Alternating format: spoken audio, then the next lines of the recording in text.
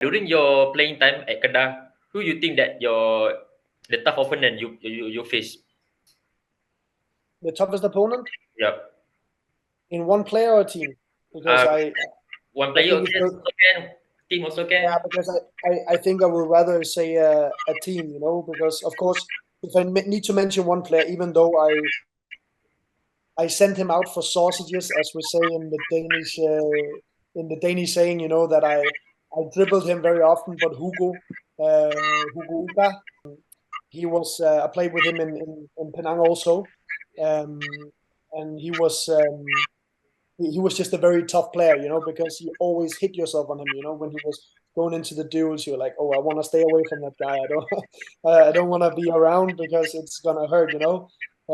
But as a team, of course, it is JDT, because you just know that you're always gonna get very tough matches, and that they also had very good foreigners who could play at a high level, and locals also with a very high level. So that was the toughest matches.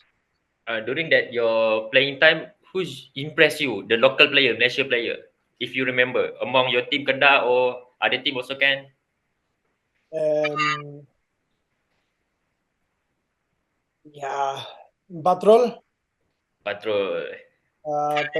but that's because that he was, and also now I don't even remember his name, but I think he's called Sueswan. And the other, what it was, we have a nickname for him, uh, on the right side. Oh, that doesn't matter. But the Batrol, it was because he was very calm at the field. Sometimes you were like, does he really want to play today?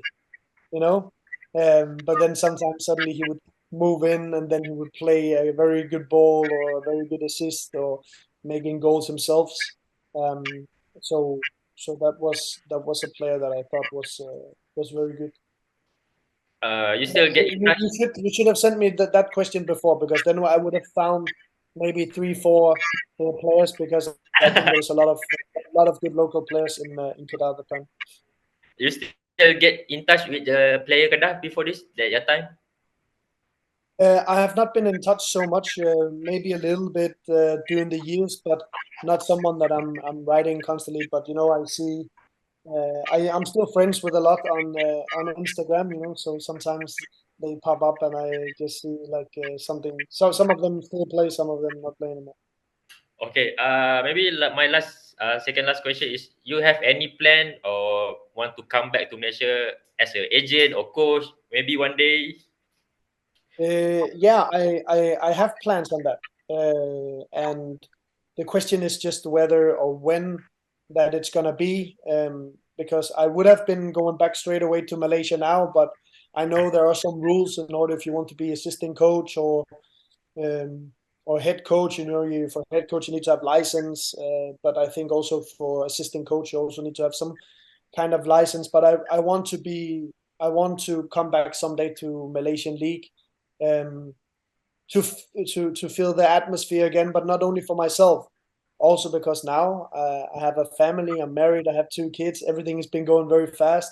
One who's 1.5 years old, the other one is 3, and I want to show them. So that's now feel like this father role a bit, that I want what I experienced. I want to show my kids that. I want to show them the Malaysian lifestyle, the Malaysian food, and then of course the atmosphere in the stadium. So I have plans on returning, but if it's gonna be in some kind of um, of coaching role, or in a football club higher up, or it's gonna be as an agent, I don't know. We'll see. Okay, my last question is, sorry if I ask this, yeah. You retired as a footballer earlier. It's a 33 years old, right? So I think it's the hardest part. You get banned, right, from football. 2 years, right? Then Yeah. you retired. So what's that time? What happened that time in your mind? No, I think I was just very tired of football, and yeah, I think it was also difficult to somehow it was difficult just to stop from one day to the other, but it was also good for me, because I was completely tired out. I have a lot of very good and very bad experiences with coaches during my whole career, and in general, I've been having very bad experience with German coaches. And in my last club, when I went there, I didn't know that it was gonna tire me out that much mentally as it did. And I was just tired and fed up with football, and I just completely had to stop with everything, and I started studying, and I didn't really want to be busy with football anymore. But then suddenly there was a radio broadcaster who asked me if I wanted to do a little bit of podcasting on football, and then I was like, okay, I can try it, but I'm not sure if I like football so much anymore. But then I started podcasting, and then my interest came straight away again. So I think I was just tired with the playing part, but still very interested in football. And now, I'm turning 38 now. It's over for playing, unfortunately. But I think I just needed a break. I've been having that along during my career also. When I played in Germany, I also had a time where I was fed up with football, and I stopped, and I I went to Philippines, and I was in the Philippines for 7 months, just traveling around and snorkeling, visiting different islands, and living that life. And then it was actually an old friend of mine who had to say, now you have to start playing again, and brought me to Singapore. So I think it has been an ongoing thing in my life that at some point I get fed up, I get tired of it.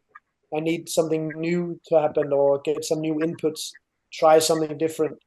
And I think that has been some of the things that are good for me now as an expert, because we have different kind of programs where I need to be very creative, and I have a very creative mind. I like to test and try things out, and so yeah, it was simply just that I was mentally tired of football at that point. I also had, if you look at it, very very bad experiences after Kedah. I went to Penang. I tried not to be paid salary, because one of the guys who came in and said he wanted Penang to go up again, he suddenly disappeared again, so the money disappeared. So nobody got salary for many months. And I know a lot of players in Malaysia have tried that, and that's a very uncomfortable situation when you don't know how to pay the next bill, and you get very stressed out because you do this as a job, but there's no money coming in. So I had that, and then after that, when I went to Australia after a little time there, I think I was just getting tired out along the way, and yeah. So the last very positive memory of playing football was actually with Kedah. Okay, your words to Malaysia fan, Kedah fan that always support you until now. It is unbelievable how sufficient and steady Malaysian fans are. Because even today, I have maybe 70 something thousand followers on Instagram, and 90% of them are Malaysians. So it's crazy that you have this kind of this passion into football. I want to thank not only Kedah fans, but all Malaysian fans, that this passion that you have for football is outstanding. It is something that was a perfect environment for Malaysian football to develop, because you see how you cherish not only the team that is playing now, but also old legends. I remember when I played with the Singaporean Home United, we played against a combined Malaysian team. It is before I moved to Malaysia. So a Singaporean combined team played against a Malaysian team. I think maybe it was the Selangor team. I'm not sure, but it was the Selangor stadium. And before our match, there was a legends match between Singaporeans and Malaysians. And it had a filled out stadium.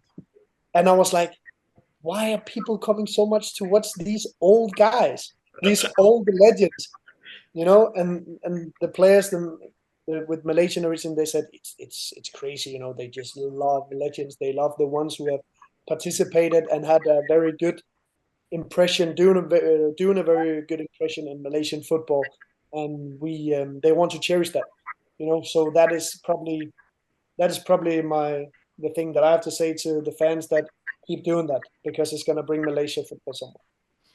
Thanks, Ken, for your time. Really appreciate it. That my wish list because during your playing time, my parents from Kedah, so I support Kedah. So during your playing time, I still study. I cannot meet you, cannot go to the stadium. So maybe one day, if you come to Malaysia, I will invite you to bring to our studio. Oh, okay, yeah, do that. That would be very nice. Maybe we get a very good podcast with Yeah, yeah, amazing yeah, quality, you know, and maybe some people can be outside. We can have some Kedah fans in the yeah. studio as well. That sounds good. That Thanks, would Ken. I be wish you all beautiful. the best. What you doing right now? So I hope we can meet one day.